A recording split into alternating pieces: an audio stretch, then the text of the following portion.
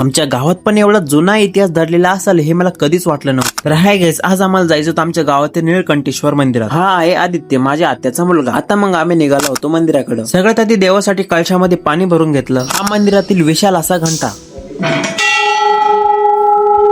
एकदा आवाज झाल्यानंतर मनातील पूर्ण निगेटिव्हिटी कमी होऊन जाते. दुपारी बाहेर इतकं कडक ऊन असून सुद्धा मंदिरात इतकं भारी वातावरण होतं की बाहेर जाऊच वाटत नव्हतं.